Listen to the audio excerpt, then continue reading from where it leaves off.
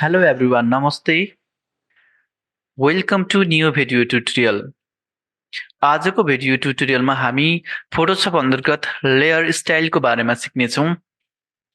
Let's start today video tutorial.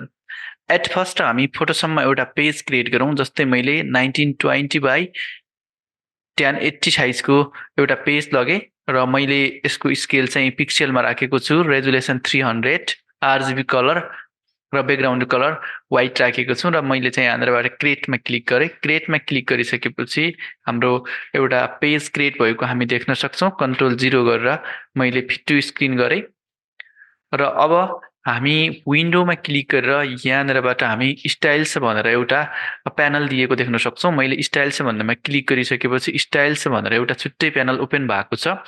स्टाइल्सबाट हामी already बनिसकेको स्टाइलहरूलाई लेयरमा apply गर्न सक्छौँ।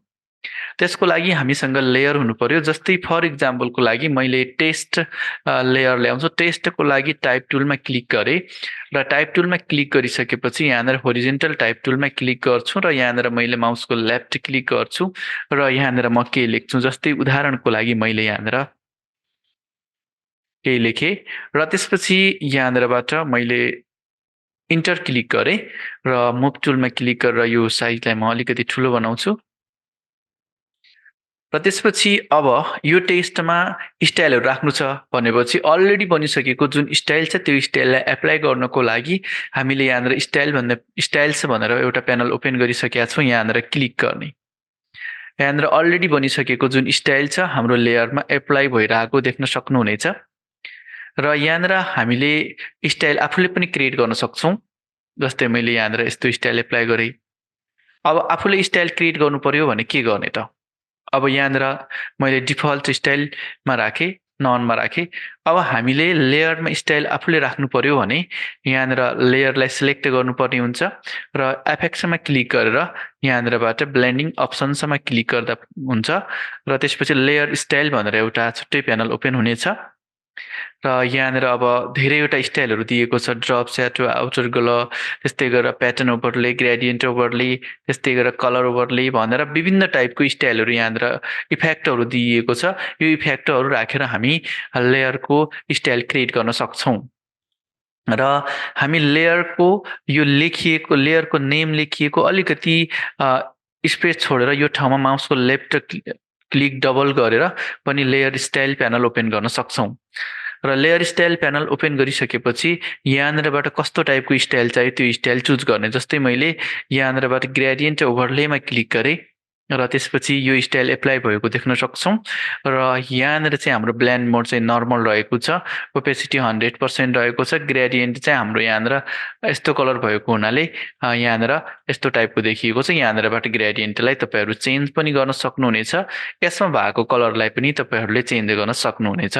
त्यसको लागि यो ठाउँमा क्लिक गर्ने र त्यसपछि यहाँनिर रेड कलर रहेको छ। यो कलरलाई यहाँनिरबाट तपाईँहरूले चेन्ज गर्न सक्नुहुनेछ। यसरी ओके गर्ने।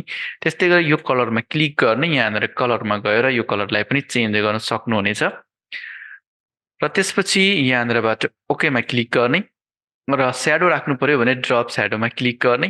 ड्रप स्याडो र यहाँनिर स्याडोको चाहिँ अहिले ब्लेन्ड मोड अर्को नर्मल भन्नेमा मैले चेन्ज गरेँ। ओपेसिटीलाई पनि 100% राखेँ। त्यस्तै गरेर डिस्टेन्स कति राख्ने भन्ने कुरा छ। त्यस्तै गरेर यहाँनिर चाहिँ स्पिड कति राख्ने स्याडो, त्यस्तै गरेर साइज कति राख्ने भन्ने कुरा दिएको छ र नोइजको कुराहरू यहाँनिर दिएको छ र त्यसपछि यहाँनिरबाट मैले ओके गरेँ। अब मैले यस्तो स्टाइल यसमा राखेँ, यस्तो इफेक्टहरू राखेँ। अब योलाई चाहिँ स्टाइल क्रिएट गर्नु छ भने कसरी गर्ने त? त्यसको लागि हामीले यो लेयरलाई सिलेक्ट गर्ने र त्यसपछि यहाँनिर दिएको देख्न सक्नुहुनेछ। यस्तो टाइपको सिम्बल दिएको छ। यो भने क्रिएट न्यू हो। यहाँनिर क्रिएट न्यू स्टाइलमा क्लिक गर्ने र अब यसको नाम के राख्ने त? जस्तै स्टाइल 1 लेखेको छ। मैले यहाँनिरबाट COLR भनेर राख्छु र त्यसपछि ओके गरिदिने। यहाँनिर चाहिँ लास्टमा हाम्रो क्रिएट गरेको स्टाइल चाहिँ आएको देख्न सक्छौँ। अब मैले जस्तै उदाहरणको लागि यहाँनिरबाट कुनै अरू टेस्ट लेखेँ।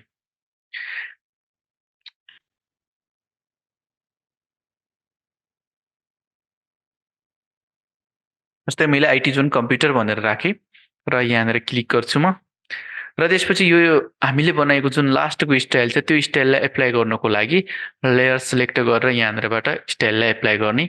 यसरी तपाईँहरूले लेयरको स्टाइल क्रिएट गर्न सक्नुहुनेछ। र हामीले क्रिएट गरेको स्टाइललाई डिलिट गर्नु पर्यो भने यहाँनिरबाट यता क्लिक गरेर यता यहाँनिर ल्याएर छोडिदिने अनि डिलिट हुनेछ। मैले चाहिँ यहाँनिरबाट डिलिट गरेन। यसरी तपाईँहरूले स्टाइलको युज गर्न सक्नुहुनेछ।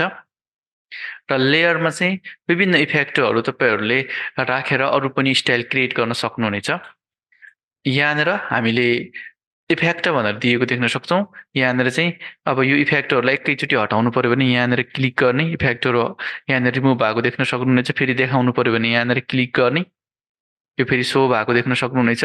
अब यहाँनिर राखिएको जुन इफेक्टहरू छ त्यो मध्ये तपाईँहरूलाई कुन इफेक्ट मात्रै हाइड गर्नु पर्यो त यहाँनिरबाट अब आफूले यिनी सबै एकैचोटि हटाउनु भन्दा पनि जस्तै ग्रेडियन्ट ओभरले हटाउने कि स्याडो हटाउने कि यसरी हाइड गर्न सक्नुहुनेछ, फेरि सो गर्न सक्नुहुनेछ। र यो लेयरमा राखिएको जुन हाम्रो इफेक्टहरू छ स्टाइल छ त्यो स्टाइललाई क्लियर गर्नु पर्यो भने यसमा राइट क्लिक गर्ने र त्यसपछि तपाईँहरूले यहाँनिर क्लियर लेयर स्टाइल भनेर दिएको देख्न सक्नुहुनेछ। योमा माउसको लेफ्ट क्लिक गर्ने, हामीले राखेको स्टाइल चाहिँ यहाँनिरबाट क्लियर भएको देख्न सक्नुहुनेछ। र यसमा भएको स्टाइललाई तपाईँहरूले कपी पनि गर्न सक्नुहुनेछ। कपी गर्नु पर्यो भने राइट क्लिक गर्ने र त्यसपछि यहाँनिरबाट तपाईँहरूले कपी लेयर स्टाइल भनेर दिएको देख्न सक्नुहुनेछ। कपी लेयर स्टाइलमा क्लिक गर्ने र जुन लेयरमा हामीले स्टाइललाई कपी गर्नुपर्ने हो त्यो लेयरमा राइट क्लिक गरेर यहाँनिरबाट पेस्ट लेयर स्टाइलमा क्लिक गर्ने, लेयरको स्टाइलहरू पेस्ट भएको देख्न सक्नुहुनेछ। यसरी तपाईँहरूले लेयर स्टाइलको युज गर्न सक्नुहुनेछ। आजको लागि हामी यति गर्छौँ। एकचोटि ट्राई गरेर हेर्नुहोला र भएन भने तपाईँहरूले कमेन्टमा लेख्नुहोला। धन्यवाद।